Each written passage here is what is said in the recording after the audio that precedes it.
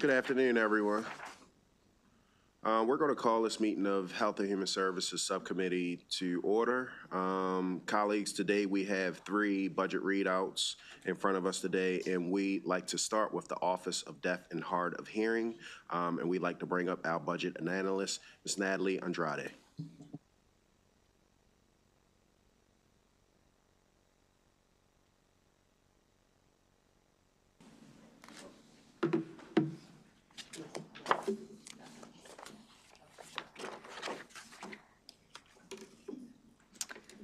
Thank you, Mr. Chair. Good afternoon. I am Natalie Andrade, here with the Department of Legislative Services to present the fiscal 26 allowance for the Office of the Deaf and Hard of Hearing. On page 1 of the analysis, you will see that the fiscal 26 budget increases by $111,000 or 10.5%, bringing the total to $1.2 million. Turning to page 2, you will find an update on the implementation of legislative priorities. Chapters 442 and 443 of 2024 established a work group for the deaf, deafblind, and hard of hearing, which the office staffs. The work group held its first meeting in November 2024 and has scheduled 7 meetings for 2025. The Office of the Deaf and Hard of Hearing received an additional $10,000 in general funds for interpretation services to support accessibility for deafblind participants. On page 3, Exhibit 1 provides a breakdown of the fiscal 26 allowance. Personal expenses account for 78% of the budget, cost allocations making up 7%, and sign language interpreting services comprising 6%. These interpreting services support both internal operations and public hearings. Turning to page 4, Exhibit 2 outlines the key changes in the budget. The increase of $111,000 is primarily driven by personnel-related expenses, including salaries and benefits that account for $74,000 of the growth, while $13,000 supports expanded outreach efforts, including town halls and engagement programs for marginalized communities, such as deaf and deafblind interpreters and interpreters of color. On page 5, in the personnel section, you can see that as of December 31st, 2024, the Office of the Deaf and Hard of Hearing had 4 vacant positions. The fiscal 25 budget allocated 4 new positions to the office, 2 through a proposed efficiency and 2 in the fiscal 25 allowance. This included a deputy director, an outreach and interpreter manager, and a compliance officer, and administrative assistant. The outreach and interpreter manager positions were filled in July 2024, and the administrative assistant position was filled in August 2024. However, the deputy director and compliance officer positions remain vacant, along with 2 additional roles, a policy manager and a public relations officer. The office has indicated that its current priority is filling the deputy director and compliance officer positions before advertising the remaining vacancies. Office of the Deaf and Hard of Hearing should comment on the status of the vacant positions, including the agency's current recruitment efforts and any challenges it may be facing in filling these roles. Now, jumping on the key observations section on page 6, you will find an update on the State Board of Sign Language Interpreters, which was established under the Maryland Sign Language Interpreters Act. The board has made progress in developing licensing regulations, which are currently under review and awaiting publication in the Maryland Register. A licensing portal has been developed and will be launched once the regulations are finalized. Regarding the board composition, as of January 2025, the board consists of 7 seats, 5 of which are filled. The remaining vacancies include representatives from the Potomac chapter of the Registry of Interpreters for the Deaf and a general community representative. The office is collaborating with the Appointments Office to identify the remaining candidates. Page 7 discusses application fees and complaint processes. The board has structured fees to balance accessibility and sustainability with individual licenses set at $150 and provisional licenses at $300. Additionally, the office has developed multiple channels for handling interpreter-related complaints, including collaboration with the Registry of Interpreters for the Deaf and the Department of Justice. To ensure interpreter misconduct is addressed appropriately, Finally, on page 9, the TLS recommendation is to concur with the governor's allowance. And with that, I conclude my presentation, and I'm happy to take any questions that you have.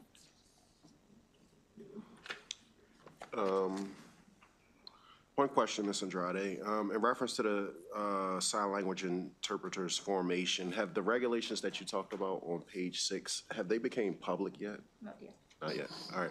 Thank you. At this time, I'd like to call up Madam Director.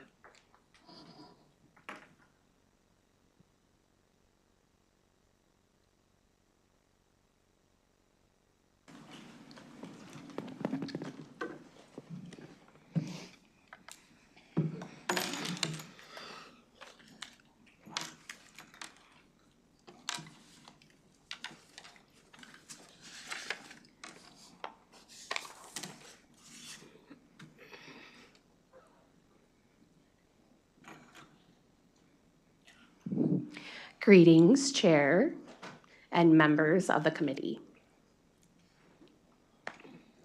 It is my honor to be here today on behalf of the Governor's Office of the Deaf and Hard of Hearing as the director.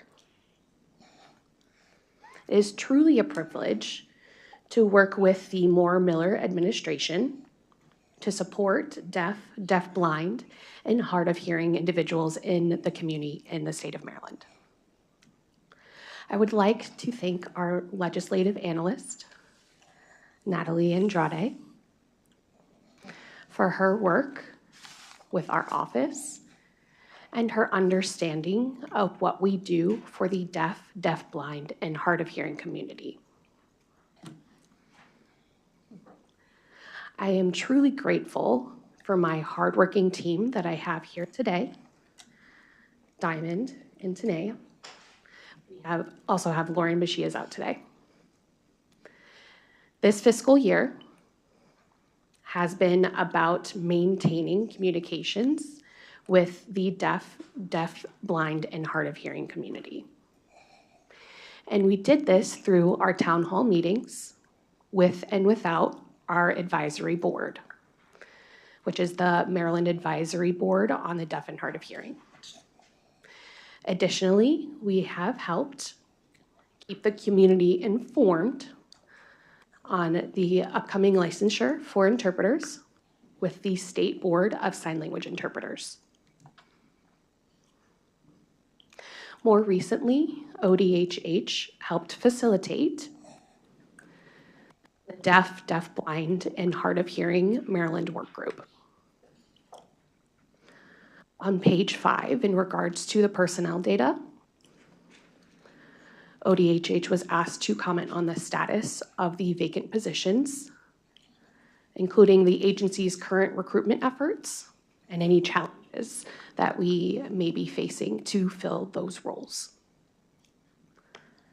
Under my leadership, the office is currently ongoing reorganization, and the office has 4 vacant positions, of which 2 are in the process of being filled. The deputy director and compliance officer positions are in the final interview stage. The remaining vacancies are the policy manager and public relations position.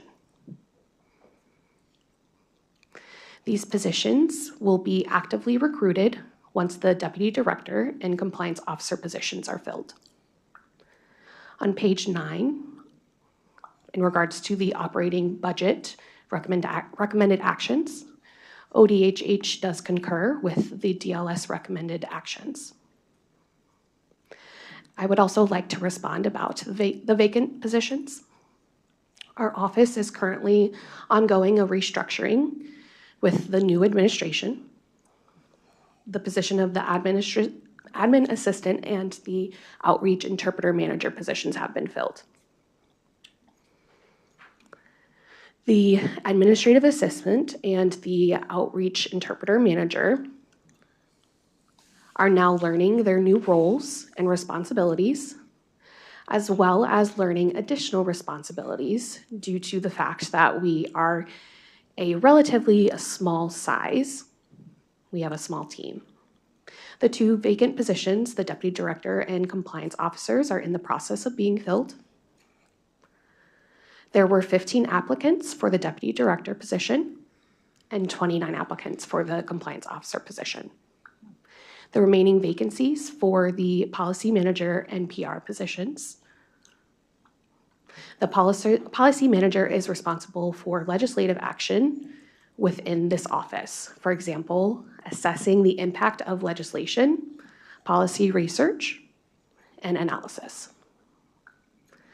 The public relations position is responsible for creating and maintaining a positive image of the organization through social media, our website, and email. The delays in filling the roles are due to scheduling, holidays, and the lack of an MS-22 job description. The roles are very complex, and the demands are high. As such, described of the skill set needed for this position to be taken into consideration. Now I would like to turn it back over to you.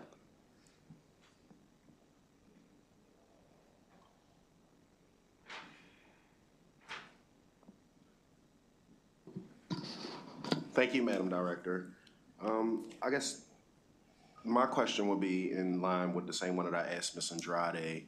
Could you speak to the regs on page 6 of the report? It sounded like the regs had been identified, they were approved. I'm under the assumption that they were approved as early as June.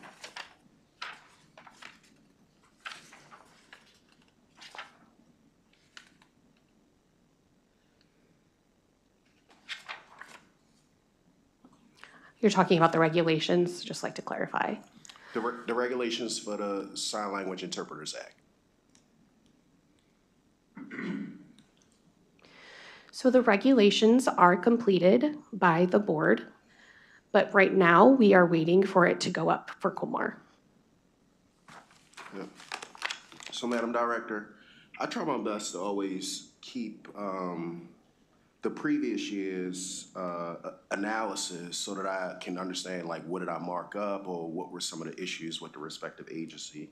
And when I look at page 7 of last year's analysis, there's a date that says July 2024. Licensing requirements will be published and information will be disseminated on the ODHH website and social media channels.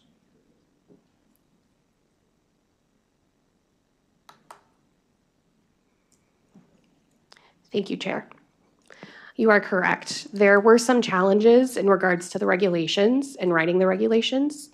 The board was new and the assistant AG was also new and our team is new, so everyone was learning their roles, which caused some challenges with that in the beginning. Then later down the line, once everyone learned their responsibilities, learning how to write the regs was a challenge. Plus, we also learned that the deputy director was supposed to be involved in the process, but that job position hadn't been advertised at that point, and the budget didn't start until July 1st to hire that position. So there was some confusion about who does what in regards to the regulations, but we did continue with having our meetings, and we did have the board, they set up subgroups to develop those regulations, and they proposed those to the public during our open meetings, and we did host special meetings as well in order to communicate and inform the community. We do recognize that the delay with the regulations, there were some other factors in that I learned later down the line. I had to learn a new system. I had to learn how to use the register and how to post an AELR, which was not an issue once I learned how to do it. Yes, ma'am. So, Madam Director, I'm gonna take the conversation offline, but please connect with Ms. Andrade. The regs were approved in June. It was clearly articulated they would be posted in public July 1st. We would like to get an understanding of your timeline in reference to when you all are going to make them public so that the interpreters will be able to better understand the rules and regulations, and also understanding what's the timeline for the portal that was discussed in this respective analysis. And like I said, no need to keep the conversation going here, but like this does need to happen further offline. Thank you, Mr. Chair. Yes, ma'am. Seeing no further questions, I just want to say once again, just thank you for your leadership. This is a very important constituency, and just want to make sure that we get it right and that you're continuing to lead from that standpoint. So thank you. And Ms. Andrade, just thank you for your very direct but more importantly, comprehensive analysis and making sure that we're moving in the right direction. Colleagues, we're going to now move on to the next agency report, which will be the West North Avenue Development Authority. And we'll hear the readout from Ms. Elizabeth Weber.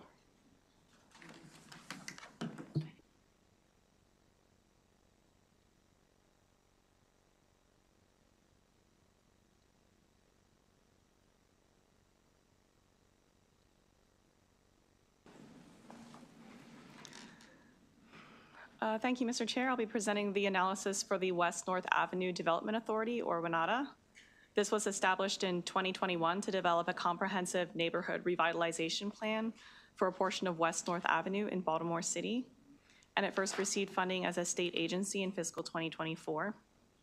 The authority statute sunsets in 2026, but there is legislation before the General Assembly to make the authority permanent and to expand its responsibilities. Page 1 shows the fiscal 2026 allowance increases $5.4 million, or 32%, to a total of $22.4 million. And this is primarily due to a $5 million increase in funding for grants. This is all in general funds. On page 2 for the fiscal 24 and 25 updates, you'll see there was anticipated funding from Baltimore City. In some cases, they had grant agreements in place, but funds were not provided. The 3 city grants in fiscal 2024 that did not come through were $150,000 from Baltimore Department of Housing and Community Development, which was to be provided as a pass-through grant via Neighborhood Housing Services, $260,000 from the Baltimore Mayor's Office, and $40,000 that the authority was to provide as a pass-through grant to Coppin Heights Community Development Corporation. And the authority transferred funds to Coppin Heights CDC, but was not reimbursed by the city. The authority did not receive these funds in fiscal 24 and used general funds that had been intended for grants to supplement its operating budget. The fiscal 2025 budget also included $500,000 in expected special funds from the city, which was not provided. It's my understanding that there was not a formal grant agreement in this case. And the budget bill includes a $250,000 general fund deficiency to make up partially for that lack of special funding. DLS has asked the authority to provide an update on what efforts have been taken to follow up on this funding, the 3 grants in fiscal 24 and the 1 in fiscal 25, and what reasons have been given for not providing the funds. And we've also asked the authority to comment on what efforts it has taken or plans to take in the future to secure non-state funding. I'll move on to the fiscal 2026 allowance. Exhibit 1 on page 3 shows that 89% of the allowance, or $20 million, is for grants. That is a $5 million increase from fiscal 2025 and a $10 million increase from fiscal 24. And then 10% of the allowance is for personnel costs. The authority currently has 14 regular employees, and the fiscal 2026 allowance includes 1 additional employee. WNADA advises that this employee would be a paralegal to support the authority's additional activities should the legislation be passed to expand the authority's responsibilities. And DLS recommends making funding for that additional position contingent on the enactment of that legislation. Key observations begin on page 6. In fiscal 2024, its first year of operation as a state agency, WNADA distributed 31 grants worth $9.6 million in total. Exhibit 3 shows a breakdown of the grant categories. About 48% of funding went to commercial and retail projects, 28% went to single-family home rehabilitation, and 10% to multifamily housing. And there's a full list of grantees in the appendix. The Joint Chairman's Report in both 2023 and 2024 requested that the authority develop a grants manual to provide transparency in how funds are being awarded, and WNATA has submitted that grants manual a few weeks ago. The fiscal 2025 budget bill restricted $250,000 of grant funding pending receipt of the grants manual and the comprehensive report, both of which have been received. And DLS recommends that restricted funding be released, assuming no objections are raised by the committees at the budget hearings. So if no objections are raised, I'll go ahead and start the process of getting those funds released. On page 7, there's some information about the comprehensive plan. Developing this strategic plan was the primary responsibility given to the authority when it was established in 2021, and the plan was submitted in January 2024. It includes a block-by-block analysis of existing conditions and opportunities for improvement in the target area, as well as strategies for making those improvements, and identifies agencies and organizations that could carry out or partner on various aspects of the plan. This is definitely a long-term plan for the area, and WNATA's authorizing legislation sunsets in September 2026. There's currently legislation in the General Assembly to make the authority permanent, but if that does not pass this year, then DLS recommends that the authority develop a transition plan for how other agencies could take responsibility for carrying out the comprehensive plan. In conclusion, WNATA has experienced rapid growth and a rapid increase in state funding. The comprehensive plan is very ambitious and very thorough, and the agency has had success in distributing grant awards in its first year. However, DLS recommends reducing the allowance for grants by $5 million to a total of $15 million, which is level with fiscal 2025 funding. Given the state's budget situation, there is somewhat of a higher bar for us to recommend increasing funding in general. But this is also a very new agency that doesn't yet have much of a track record to evaluate the effectiveness of the grant-making program that makes up almost 90% of its budget. WNATA has been successful at getting funds out the door, and this is reflected in its MFR metrics showing grant distribution. But there is a lot more in the comprehensive plan than just grant-making. So if grant-making is a short-term output, then we would want to see if that is moving the needle on the broader outcomes that the comprehensive plan is looking for. For example, is this grant strategy slowing or reversing depopulation?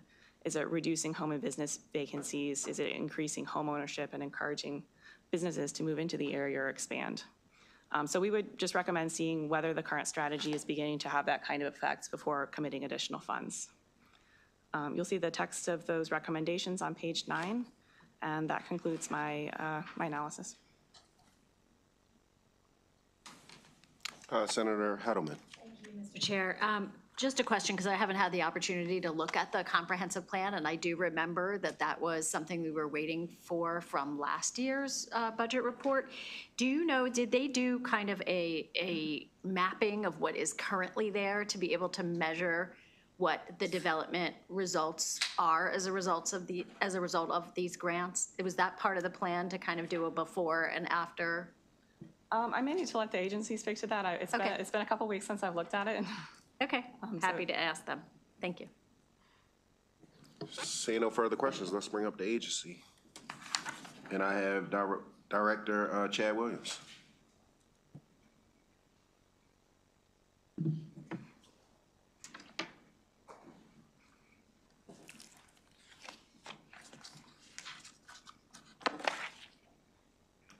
Good afternoon.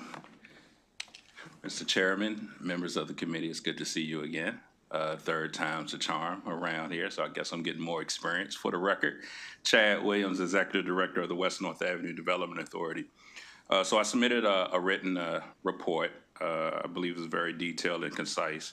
I will, for the sake of time, just mention that we accept all about 3 of DLS's recommendations, and I'll just go through the ones that we don't accept and discuss why.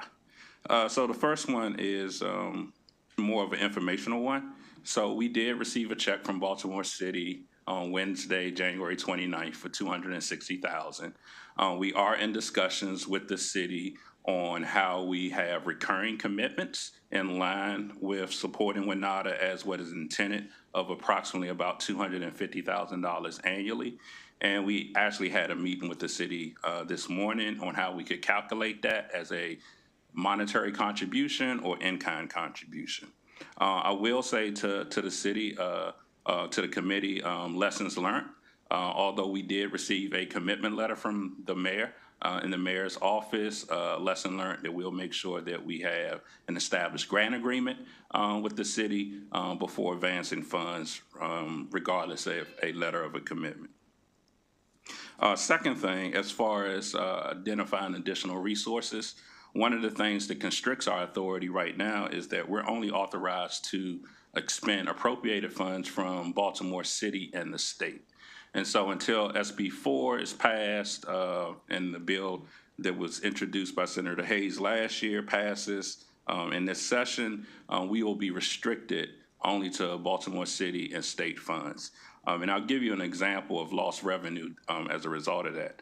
We were in line to receive money from JP Morgan this year or last year.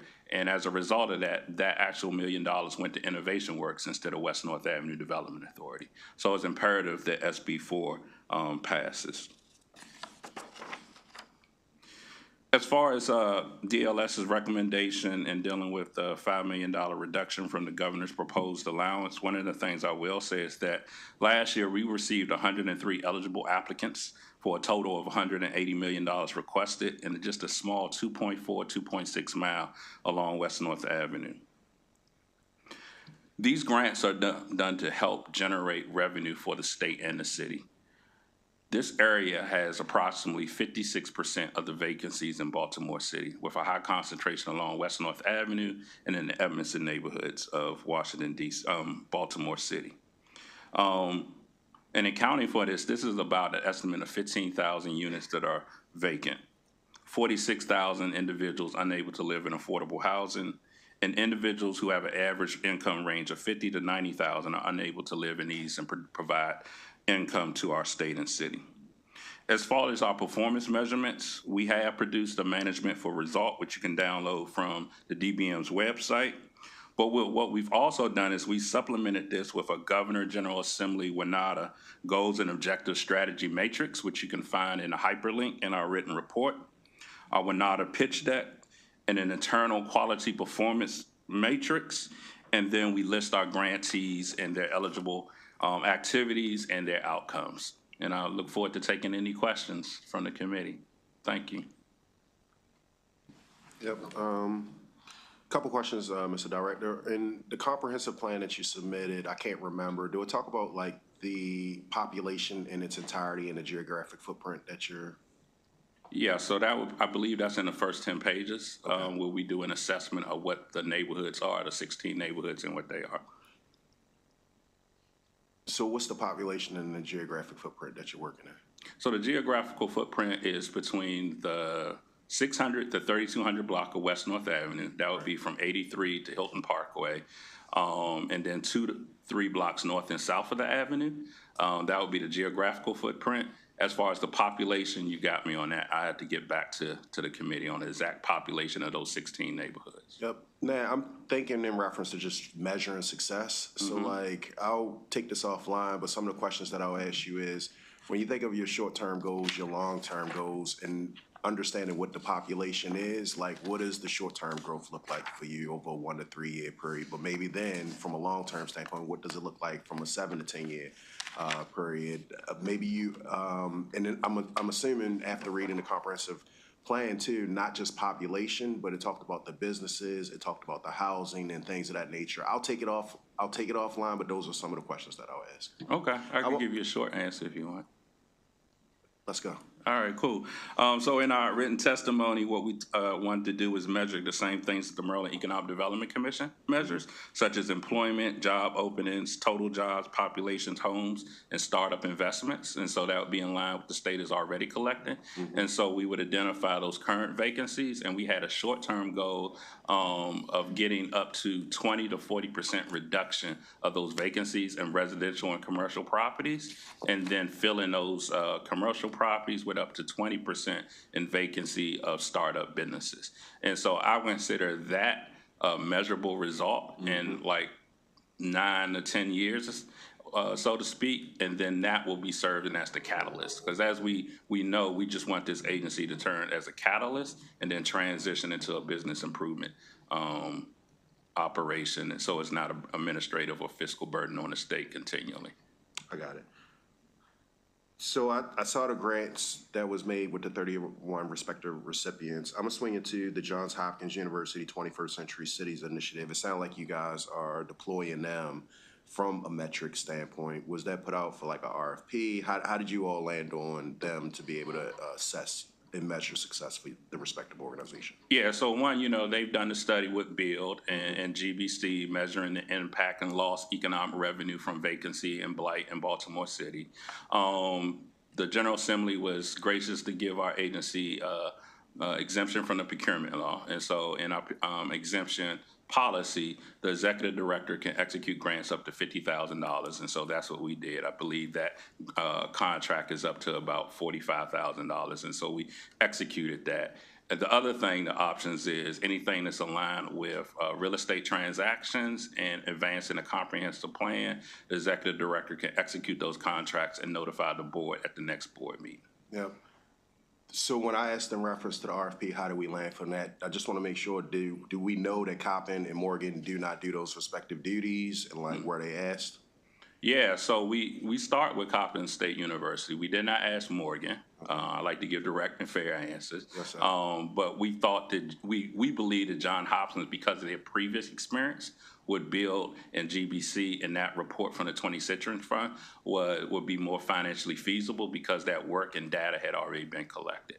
I got you. I'll take that offline too. Okay. Senator Hellman, did you still have a question on that? I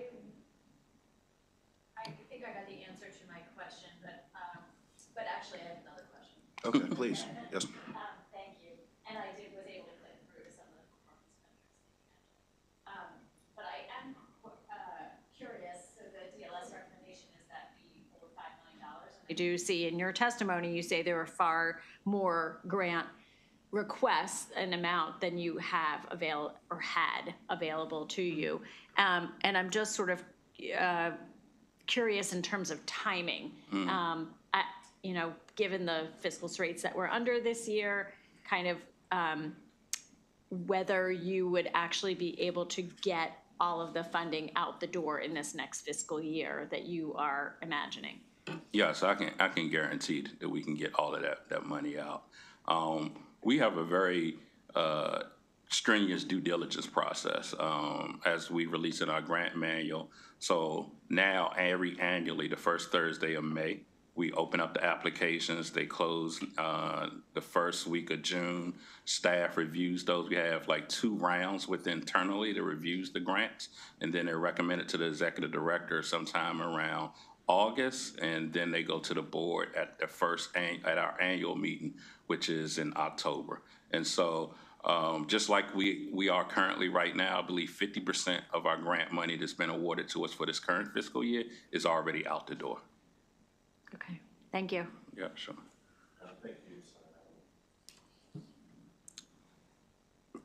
Director Williams, I can't express how important the work that you're doing in reference to eradicating poverty in the population that you're working with. So I just wanted to lean in and say thank you.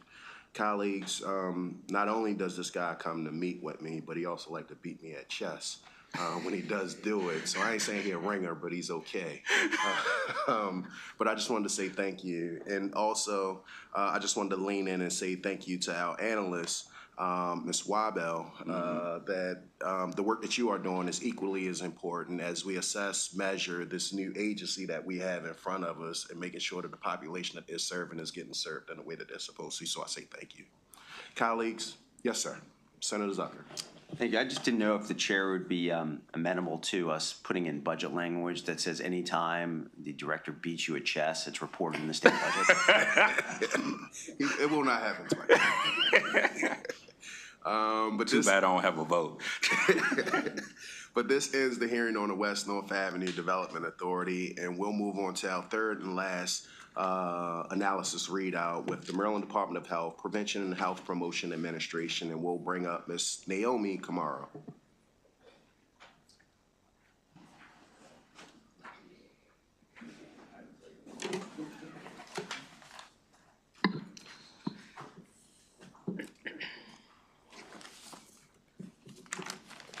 All right, good afternoon. My name is Naomi Camaro. I'm a budget analyst with the Department of Legislative Services, and I'll be presenting on the fiscal 26 budget for the Prevention and Health Promotion Administration in the Department of Health.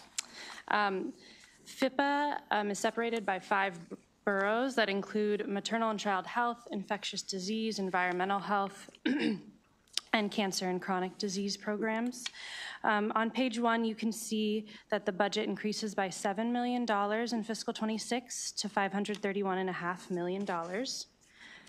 Turning to page 4 begins discussion of some of the performance measures that FIPA submits annually through the Managing for Results data.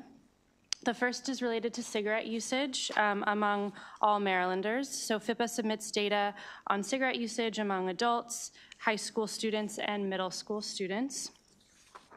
As you can see from Exhibit 1 on page 5, the cigarette usage among all 3 groups is declining between calendar 2011 and calendar 2023. FIPA has a goal to reduce adult cigarette usage by about 30% from the 2011 level, and that goal has been surpassed for several years since calendar 2019. FIPA also aims to reduce tobacco usage among middle school and high school students and captures cigarette usage and electric smoking device usage among these groups. As you can see from Exhibit 2 on page 6, the tobacco usage among these students decreased pretty dramatically between 2018 and 2021. The data for between calendar 2021 and 2022 shows that among high school students, tobacco use of any kind is slightly increasing, but for cigarette usage and ESD usage, it's declining. So DLS has asked FIPA to explain why this is. We've also asked FIPA to indicate how it will update its goals around adult cigarette usage, given that it's met the current goal several years in a row. Additionally, parts of the Cigarette Restitution Fund special funding is used for tobacco cessation programs.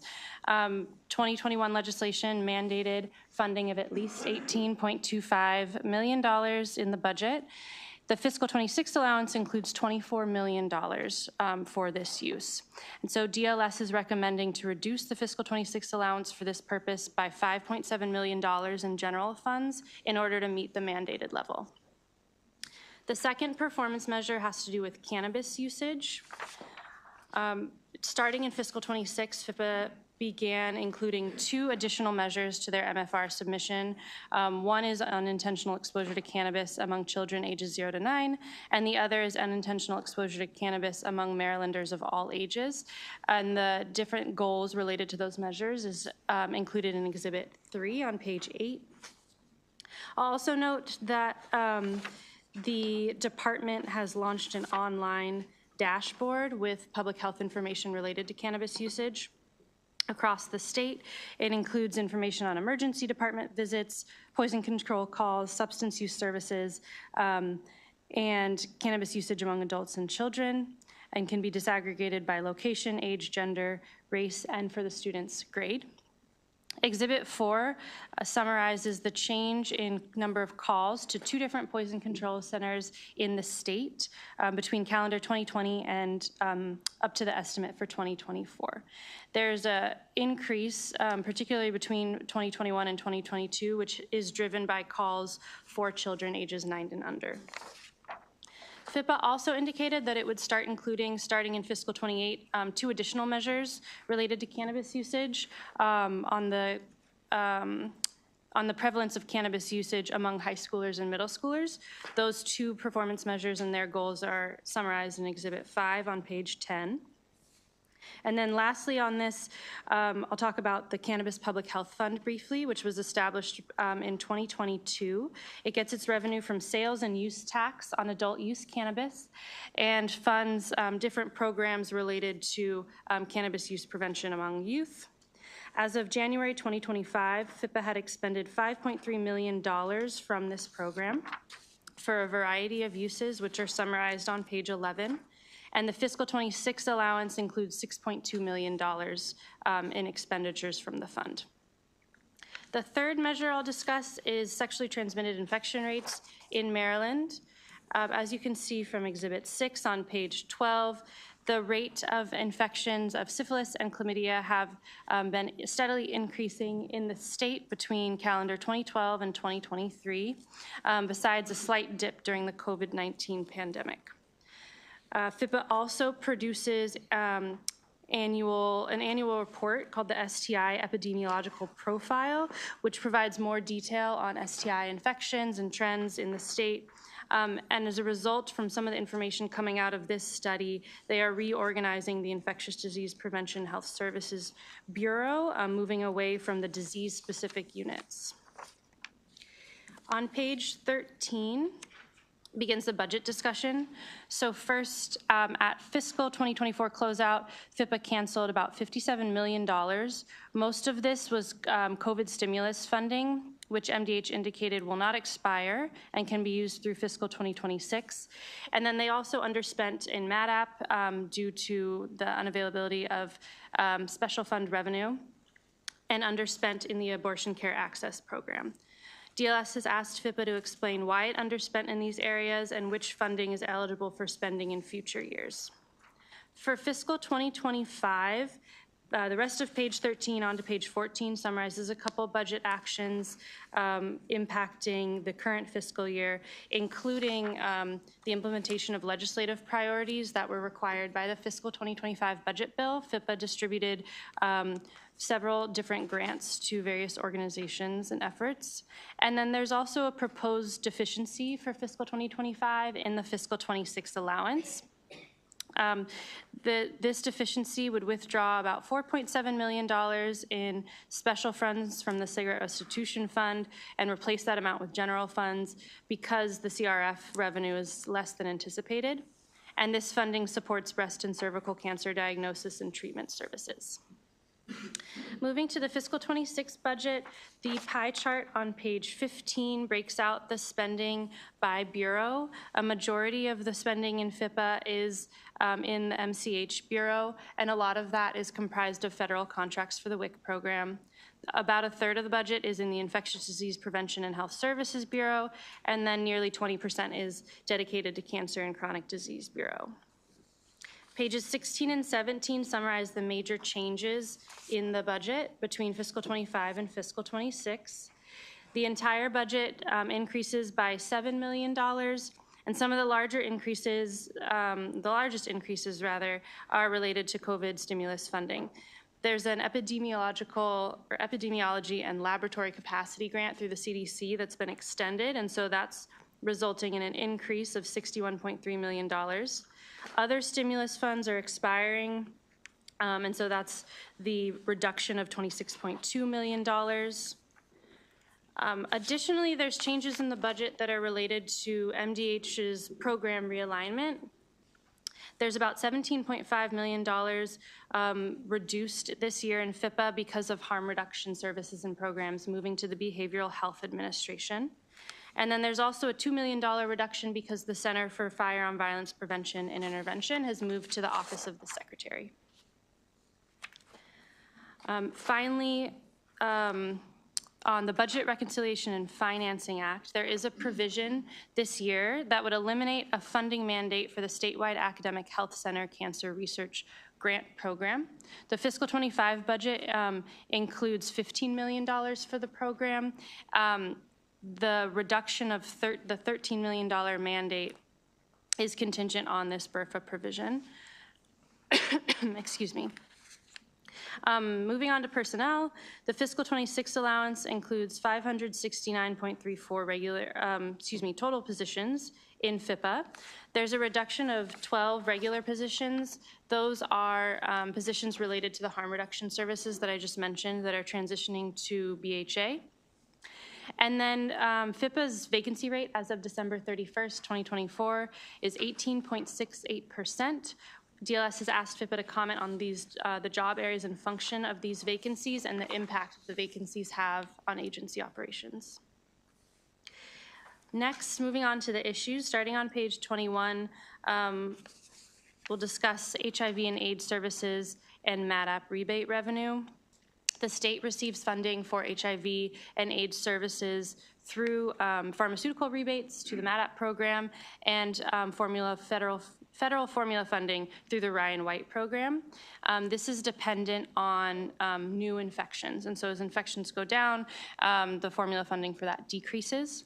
Exhibit 9 shows that between calendar 2020 and 2024, new cases of HIV and AIDS have been decreasing.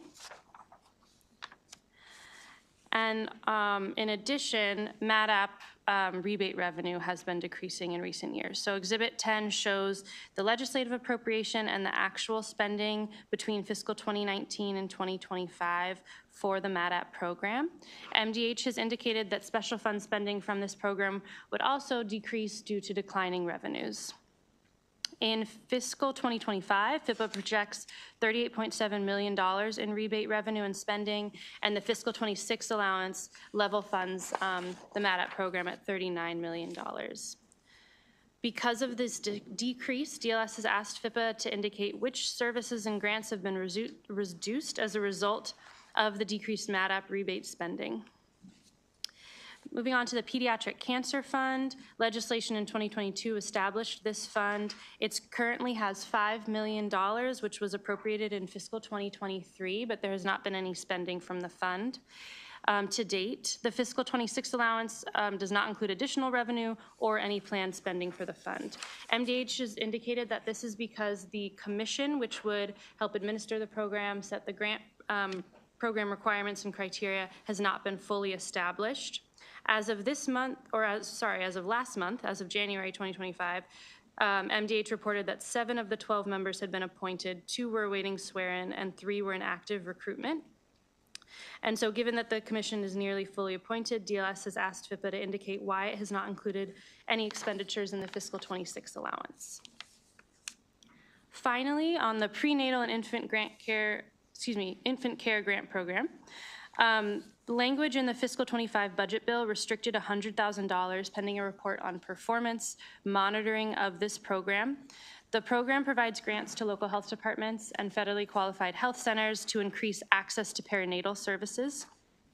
And so the information included on page 24 and 25 summarizes the information in that report on how FIPA is thinking, or how the program rather, measures its performance. In fiscal 23, in 24 and 25, the program allocated its entire appropriation on grant awards, and there's a little over $900,000 in grant funding allocated in fiscal 2026. We have asked FIPA to clarify when the next round of grantee awards will be, because the fiscal 26 allowance does include $3.3 million for the program. In addition, the bullets on page 25 show some of the outputs from the program, some of the number of new enrollees, for example, the number of referrals. Despite this, the report lacked information on the goals for each of these years, and so it was unclear how to measure that data. Because of that, DLS has asked FIPA to provide the qualitative and quantitative performance metrics used in these 2 years to evaluate grantees' impact. And finally, DLS has determined this report to be in compliance with the budget bill language and recommends the release of $100,000 in general funds, and will process a letter to this effect if no objections are raised by the subcommittees. In conclusion, the Department of Legislative Services just recommends reducing the general fund appropriation by $5.7 million for tobacco use prevention programs. The rest of the report has the typical appendices summarizing JCR reports and major IT projects, and there's also a brief update on the WIC program. I'd be happy to take any questions. Thank you, Ms. Kamara. Senator Heddleman. Thank you very much, Mr. Chairman. I have a question with regard to the Pediatric Cancer Research Commission. Is there something that requires that there be a full appointment of the commission before monies are expended there? That's a good question. I'd have to get back to you. There is legislation from last year that requires the commission to be created, but I don't know about specifically if it needs to be fully appointed before money can be spent. If you could let us know about that, that would be great. Thank you.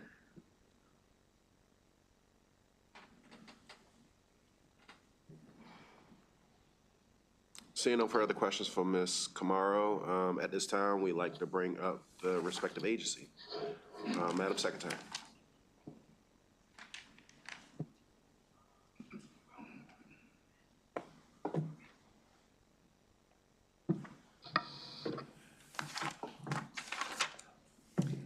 Good afternoon, Chair McCray, members of the subcommittee. I want to thank you all for your time today, going over the department's Prevention and Health Promotion Administration budget.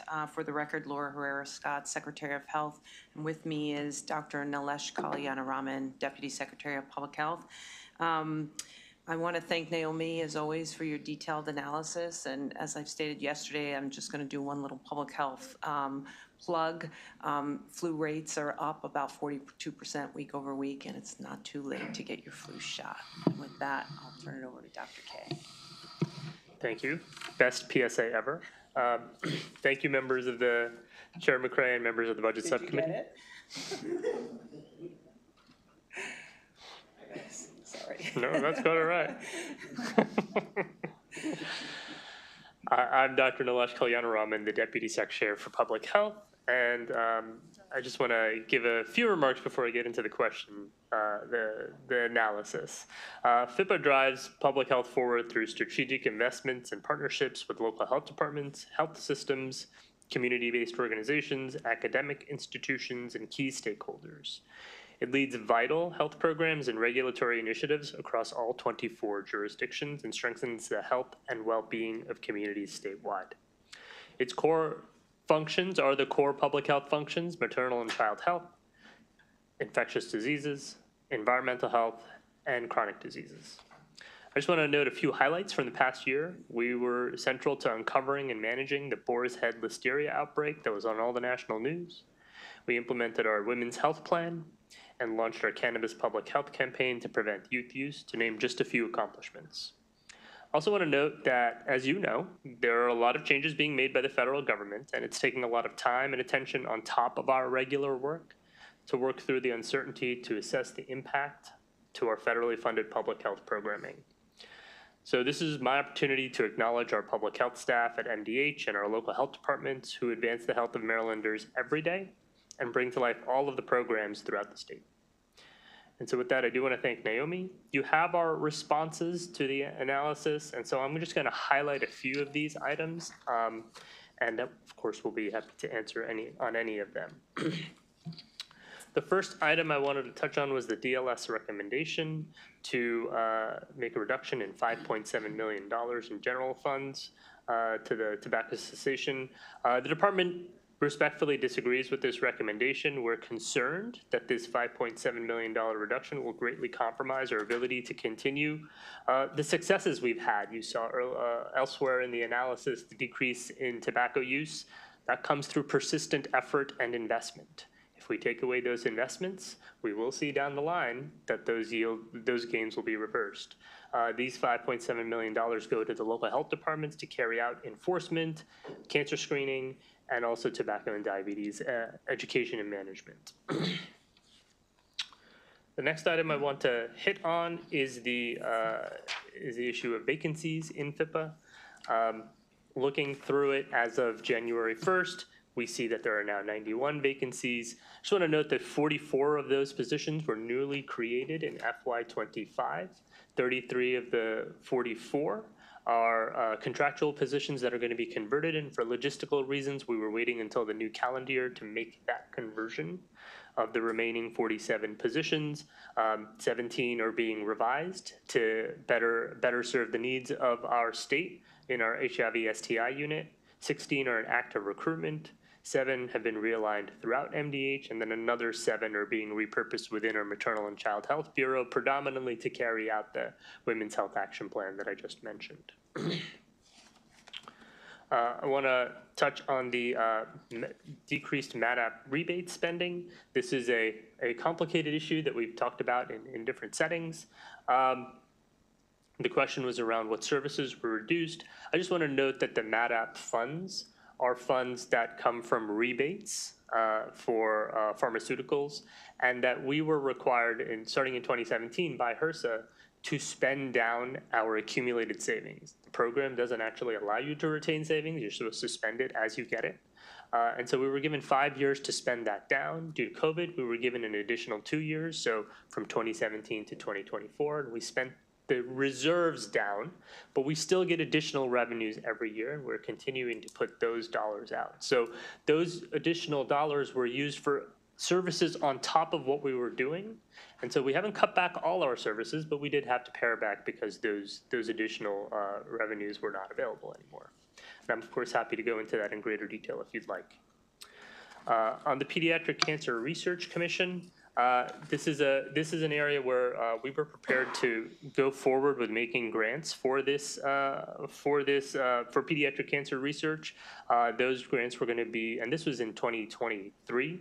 Those grants were both for prevention, early intervention, and for research. But with the legislation that was passed in 2024 to shift the focus purely to research, part of the legislation was to create the commission. But the second part of that was that the commission was actually responsible for developing the guidelines, the grant oversight, and grant criteria, and making recommendations on the grants. So we do need the commission to be seated in order to be able to get the guidelines for what monies we can put out. And that is what the holdup is with requiring the commission to be seated.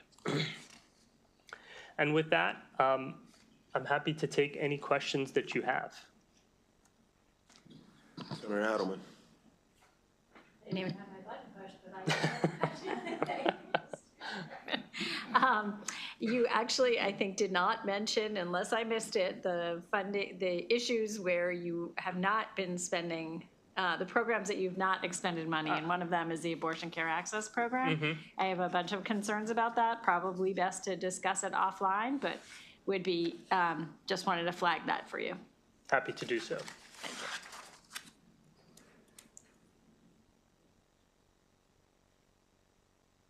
So I just want to lift up my health secretary. So colleagues, there are these moments where I can remember my code.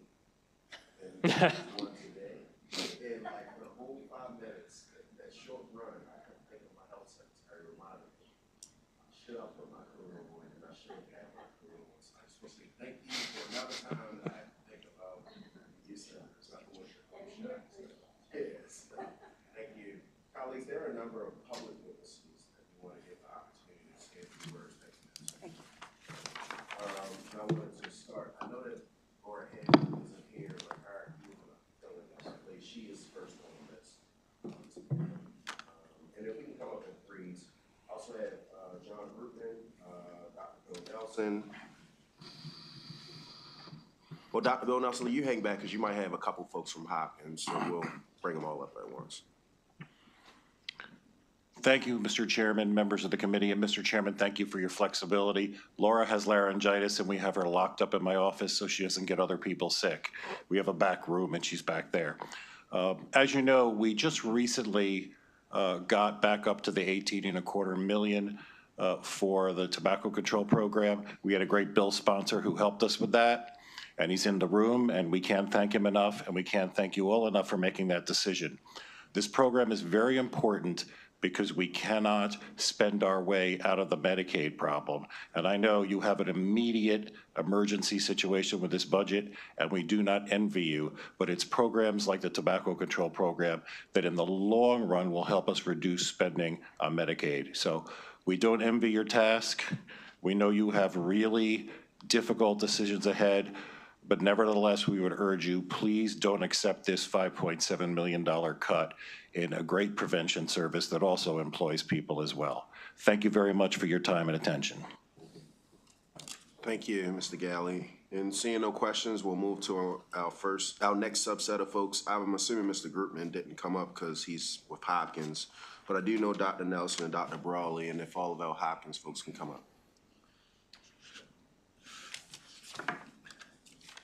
Chairman McCray, it's good to see you. It's good to be with you today, as always. I've brought with me today Dina Lancey, one of the people who's had her career launched by the Cigarette Restitution Fund, Otis Brawley, who you know, who we brought into the state via that fund, and John Grootman, who's our Associate Director for Population Sciences. And Of course, we're here to thank you for the support that you've given us for almost a quarter century now with the Cigarette Restitution Fund, supporting the 2 academic cancer centers in Maryland. The funding has been absolutely vital. We've been able to leverage it about tenfold or so to bring other monies into the state, whether from federal research grants, foundation grants, commercial opportunities. We've launched companies. We've attracted something on the order of 100 faculty people and launched their careers. It's been an incredibly successful program. The best measure of success, though, is over the 25 years of the program, the Maryland population's increased about 20%. It's gotten older, more people aging into the cancer-prone years, and yet the total number of cancer deaths has actually declined, specifically deaths in each of the targeted cancers for the program. It's an incredible success story, one that we're very proud of, and I know working with you all that you are too. Dina. Hi, thank you for the opportunity to speak with you. As Dr. Nelson said, I am very grateful actually for the oncology. I am an oncology nurse. For more than 20 years, I took care of pediatric and adult patients, and that care of them and their families is what drives my research questions today. So CRF gave me my first independent funding, and it allowed me to take a look at the reasons why, and specifically Maryland residents, decline clinical trials that are available to them, so that we as a cancer center in turn could find things that we could do that made it a little bit easier for them to make an informed decision. Say yes or no, but as long as you have all of the information that we could give you and the supportive care services that we could provide, like transportation. Today, I am a doctoral candidate, and someday I'll finish that dissertation. But that work is still centered in Maryland. The thesis is focused on looking at lung cancer problems in Maryland, although they go on to receive federal funding and contribute to the national literature. Thank you. Hello, I'm Otis Brawley. I'm a medical oncologist and an epidemiologist.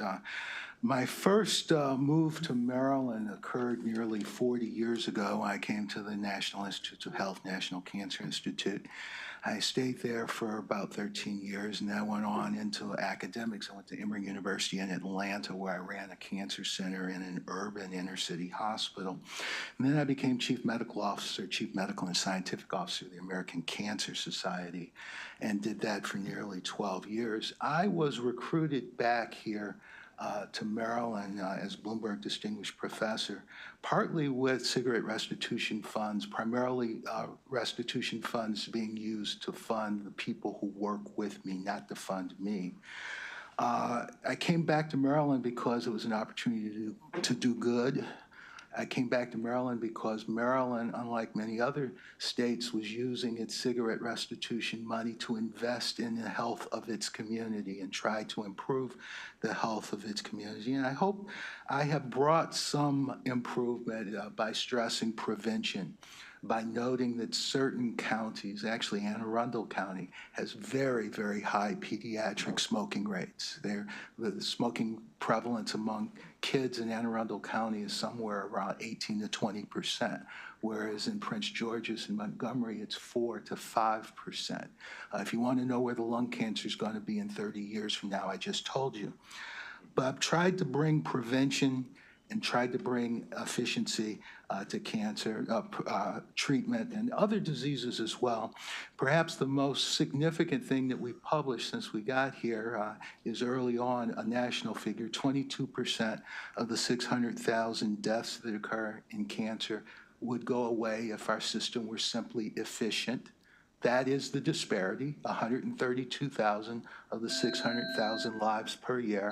And I'll leave you with 80% of that 132,000 are actually white Americans. So when I talk about prevention, I'm not talking about just blacks or Hispanics. I'm talking about all Americans. Good afternoon. So I'm John Groupman. I've been the co-director of the CRF program at Hopkins since its inception. I was here to testify in 2000 with the development of the law. Over the last 25 years, as Bill Nelson mentioned, we've been extraordinary partners, both with the state and with the University of Maryland Comprehensive Cancer Center in the stewardship of these funds. most of our funds, as you heard from Otis Brawley, have been used for the recruitment of people. And those people in building their careers, such as Dean Lancey, are really our metrics of our success in the stewardship of these funds. When this program began, as I'm sure everyone remembers, Maryland had among the worst, if not the worst, cancer mortality statistics of any state in the United States. We're now 36th or 37th. Incredible, incredible success stories. Tobacco reduction has occurred. Maryland is no longer fundamentally a tobacco growing state in utilizing these funds.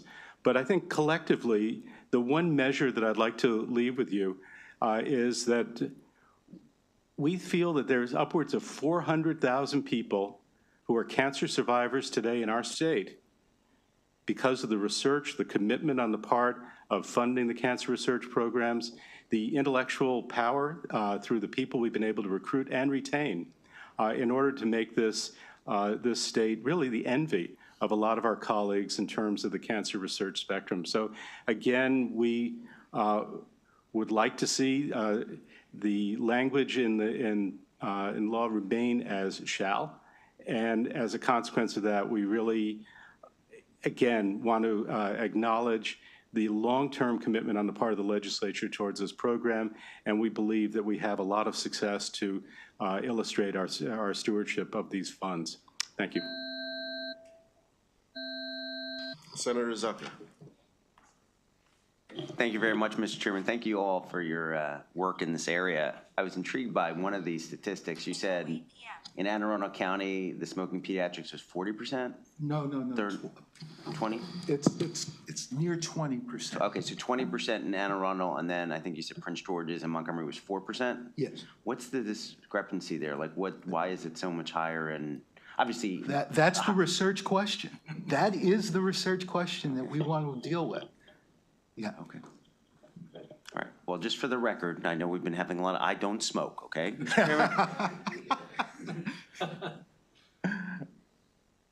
Seeing no further questions, I did want to lean in and say I appreciated visiting the institution several months ago. I'll be very honest, my eating habits have shifted, and my whole family. And sorry about that. Yeah. My whole family's eating habits have shifted because of that visit. So thank you all for your leadership. Colleagues, at this time, we have a number of folks from the University of Maryland Greenebaum Cancer Center, and we'd like to bring them up.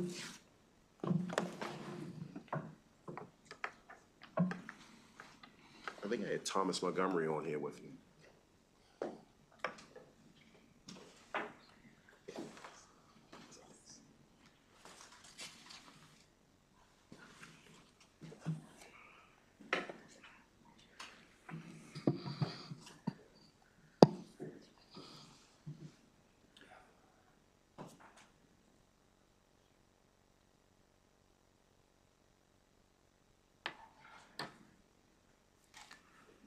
Thank you, Senator McCray and the entire subcommittee. Taufik Owenekoko, I'm the director for the Greenebaum Cancer Center and Associate Dean for Cancer Program. I do not want to belabor some of the points that you've already heard from our colleagues from Hopkins. We are really, really tied together in this endeavor. The wisdom and the foresight by this body 25 years ago to invest in the state through CRF has really yielded a lot of fruit for us. We've used this to build the infrastructure and to recruit people that will help us take care of Marylanders, wherever they may be. And this has resulted in improved cancer outcomes for our state, where we were the worst in 1990. Now we're 12th best in the nation by 2021.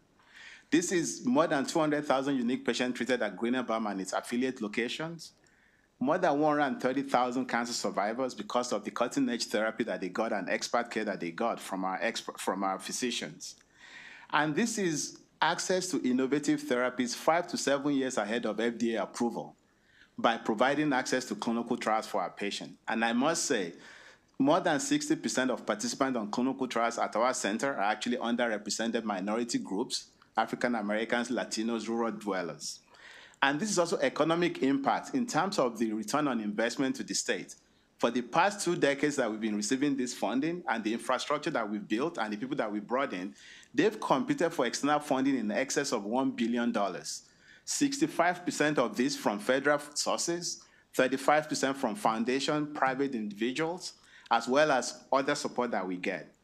The impact of this is we were now recognized as an NCI-designated cancer center, meaning that our peers have come together to say, we've built the infrastructure and we have the necessary expertise to be at the cutting edge of innovation when it comes to cancer therapy. If we lose this support, what this means is that these infrastructures will wither away and we're going to lose that designation. And all the benefits that we've accrued over the past few decades will go away. Thank you. Good afternoon, ladies and gentlemen. My name is Tom Montgomery. I'm a 77-year-old Vietnam veteran. I was diagnosed in December of 2021 with metastatic prostate cancer due to my interactions with Agent Orange.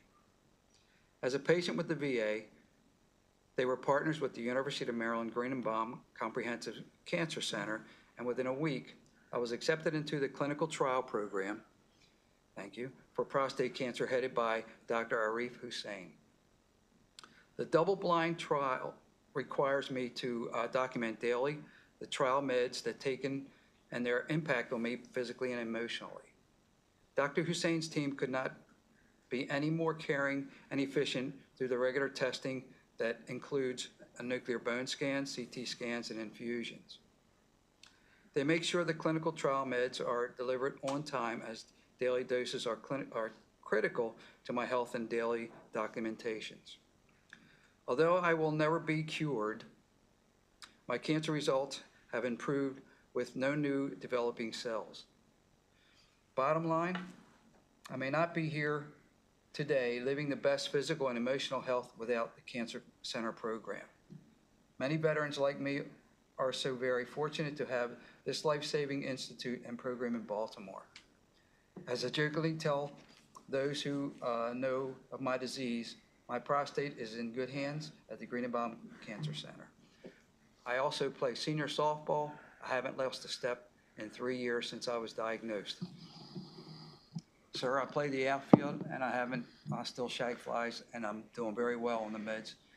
And I appreciate everything that the Greenebaum Cancer Center has done for me and my family, and a very good support, my teammates and my family. Good afternoon. My name is Phil Ateto. I'm a lifelong Marylander from Severn and have been living here in Annapolis for 17 years. After a healthy and active youth playing sports and working out, I was diagnosed with a rare blood cancer called multiple myeloma in August of 2010. I went through the standard chemotherapy treatments. Some didn't work. Others kept the cancer at bay for anywhere from 6 months to 2 or 3 years. I found that cancer treatment is like a game of Frogger. Sooner or later, the treatment you are getting is going to stop working, and you better have somewhere else to jump or you'll drown. In this case, the jump being to a new medicine. After about 6 years of different treatments, I ran out of options, so I signed up to be a patient in trials my doctor ran at University of Maryland Greenebaum Cancer Center in Baltimore. Some worked, some didn't, to varying degrees. During these trials, it was immeasurably important for me to be able to stay at home and access treatments relatively close by. Home is, and if I'm being honest, I want to be home around my cats who help bring me comfort and peace. Also, I'm mostly on fixed income, so traveling out of state isn't affordable and therefore not an option, as my insurance doesn't cover out-of-state treatment, as trials cover drugs, but often not the health care provided around it, which is paid for by insurance. I've found health care is expensive even with good insurance like I have, and without the cost of treatment would be completely unaffordable. Take this as a plug for a single-payer health care system. I hear it said often that a budget is a statement of values. So when a line item that is crucial to my survival and well-being is completely cut, the message it sends to me is that my continued survival is of zero importance.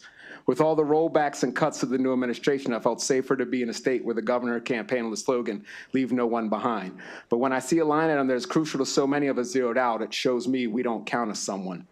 I urge you to show Marylanders like me that our lives and well-being are not expendable by funding the budget line item for cancer treatment research and trials as much as possible.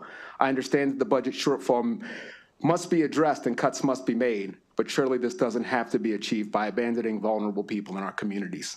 Thank you. Thank you, and I do look forward to getting out to you all site during the interim this upcoming year. Colleagues, we only have, you know what, I want to swing it to my guy, Senator Zucker in reference to softball. What do you want me to do? I can aim for the fences. He's way more wittier than I am. Colleagues, we have one more person that we should bring up. This is Lance Kilpatrick from ACS Can. Oh. No, that's okay. I just want to say thank you, and I hope that your continued treatment is very successful, and wish you both good health. Thank you, it has been. Thank you. One of my favorite hobbies is proving my doctor wrong.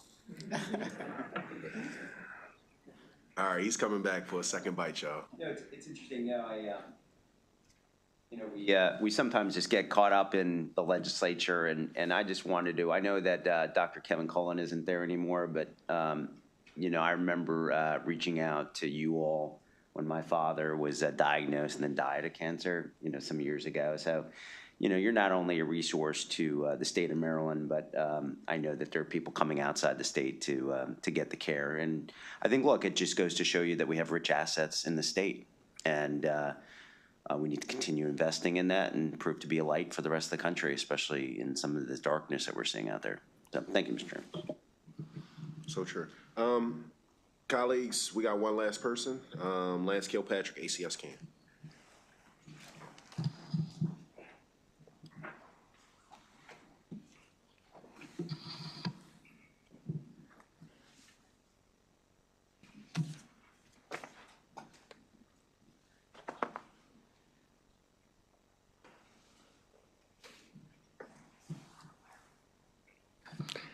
Chair McCray and members of the subcommittee, for the record, my name is Lance Kilpatrick. I am the Government Relations Director for the American Cancer Society Cancer Action Network here in Maryland.